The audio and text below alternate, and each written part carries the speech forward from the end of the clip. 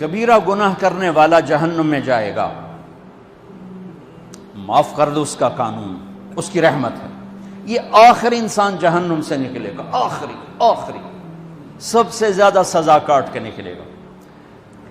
جب وہ جنت کے دروازے پر اللہ تعالیٰ اس کو نا اوپر لائیں گے، یہاں ایسے آ جائے گا، یہ پیچھے کمر کو آگ لگ رہی ہے اور یہ آزاد ہو گیا ہے۔ اب اللہ اسے دل لگی فرمائیں، اس کو ایک درجہ دکھائیں، کہے گا یا اللہ مجھے یہ نصیب فرما دے، میری کانڈ سڑ گئی ہے، مجھے وہاں پہنچا دے۔ تو اللہ تعالیٰ فرمائیں گے اگر میں نے وہاں پہنچایا پھر کوئی مانگے کہ نہیں، کچھ نہیں مانگتا، مانگتا ایک بہت، جب وہ پہنچے گا ابھی اس کا آخری مرتبہ آگے، تو اللہ ایک اور درجہ دکھا دے گا۔ جب اسے دیکھے گا تو انسان کی طبیعت میں لالچ تو ہے، رکتا تو ہے نہیں، تھوڑی دیر بعد کہے گا یا اللہ اے دے دے، تیری کڑی کمی، تو اللہ تعالیٰ کہیں گے پھر اور مانگے گا، نہیں بالکل نہیں مانگتا، تو اللہ تعالیٰ وہاں پہنچا دے، پھر ایک اور دکھا دے گا، تھوڑی دیر تو صبر کرے گا، پھر کہے گا یا اللہ کوئی گل نہیں، اے دے دے، تیرے کو ان کا گھاٹا ہے، اور مانگے نہیں بالکل تیری عزت کی قسم۔ اب اللہ اس کو اس کا اصلی درجہ دکھائے گا، لیکن اب یہ ڈر جائے گا کہ اتنی باری میں چکر بازی کی تھی، جو ہوں مانگیا تھا کہ نہیں واپس دے ٹکٹ نہ لگے، لہٰذا وہ چپ ہو جائے، مانگے گا۔ اب اندر ہی اندر وہ ڈر رہا ہے، اور ادھر بے صبرا بھی ہو رہا ہے، آدمی پیدل ہو جاتا ہے، چل کوئی سائیکل ہی دے دے، میں سورا بھی دے دے، کوئی گل نہیں، چلاواں تو صحیح۔ جب سائیکل آتا ہے تو کوئی موٹر سائیکل گزرتا اللہ صحیح ہے، کوئی موٹر سائیکل دے دے، میں بھامے سزوکی ہوئے وہ تو دے دے۔ جب سزوکی موٹر سائیکل آ جاتا ہے پھر گاڑیوں دیکھتا پہ کہتے ہیں کوئی موٹر ہی دے دے، بھامے سزوکی ہو گئے۔ جب سزوکی آتی پھر آتا یا اللہ ٹویوٹا دے دے، جب ٹویوٹا آتے یا اللہ لینڈ کروزر دے دے، مکدا تک کدا ہی نہیں آتا، ہرس و حوث۔ اس لیے میرے نبی فرمایا قبر کی مٹی تیرے حوث کو بھرے گی۔ جب وہ چوتھا درجہ نظر آئے گا نا، جو اس کا اصل ٹھکانہ ہے، اب ڈرے گا کہ کہیں ریورس نہ ہو جاؤں۔ اب اللہ کہے گا میرے بندے اللہ تسأل، مانگتے نہیں ہو، مانگتے نہیں، کہے گا یا اللہ اب مجھے ڈر لگتا ہے کہ تم نے پیچھے ہی نہ ہٹا دے۔ تو اللہ تعالیٰ فرمائیں گے اچھا یہ بتا، میں آپ کو بتا رہا تھا کہ لا الہ الا اللہ پاسپورٹ ہے، محمد الرسول اللہ ویزا ہے۔ کس ملک کا ویزا ہے؟ جس کا سب سے چھوٹا درجہ،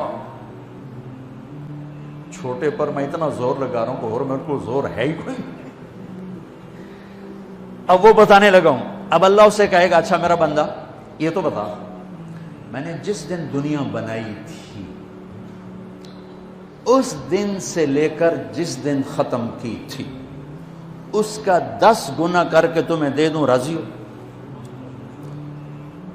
10 گنا اس دھرتی کا، آج کا نہیں، دنیا کے وہ پیدا ہوئے سائنسدان کہتے ہیں 25 سے 30 ارب سال ہے، ٹھیک، اور پتہ نہیں آگے کب چلے گی، خیر ہن پیچھے تھوڑا ہی کام رہ گیا، تو 10 گنا دے دوں۔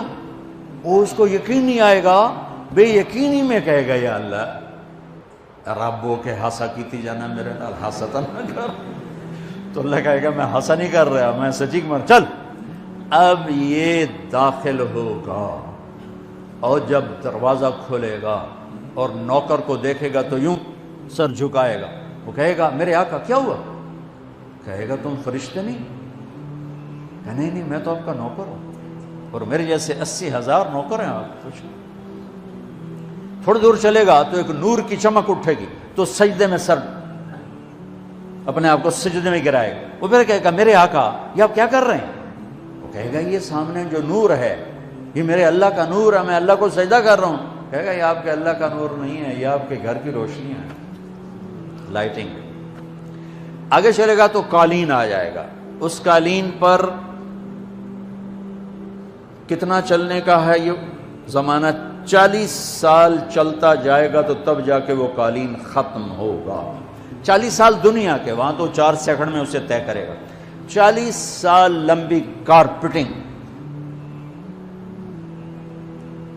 نوابہ بہاولپور نے انڈیا سے بزرگ کو بلوایا تھا تو ان کے لیے کارپیٹنگ کی تھی، اسٹیشن سے لے کر محل تک، تو سارے ہندوستان میں غلغلہ مچ گیا، شور مچ گیا کہ نوابہ بہاولپور نے اتنا 4 میل لمبا قالین بچھا دیا۔ ادنا جو سب سے آخری لتر کھا کے جنت میں جائے گا اس کی کارپیٹنگ 40 سال۔ آگے 80,000 نوکر، میں ابھی میں آیا ہوں تو یہ پھول لے کے کھڑے ہوئے تھے، وہ سارے پھول لے کے کھڑے ہوں گے اور کہیں گے اما آن لسیدنا ان نزورہ، ارے ہمارے آقا سارے جنتی جنت میں چلے گئے، آپ کدھر رہ گئے؟ ہم تو حضرت سکنے پہ گئے۔ وہ کہا شکر کرو میں آ گیا جب میں نے بڑے لتر پہ بڑی دلائی ہوئی جے میری، تو انہوں کیا پتا تیرے کی فرشتیاں مار مار تباہی پھیر چھڑ گئے۔ 80,000 نوکر، کوئی تنخواہ ان کے ذمہ نہیں، سب اللہ پر پوری کرے گا، کھلانا پلانا سب اللہ کے ذمہ، پہنانا سب اللہ کے ذمہ۔ ہاں تمہیں پتہ ہے جنت میں قد کیا ہے؟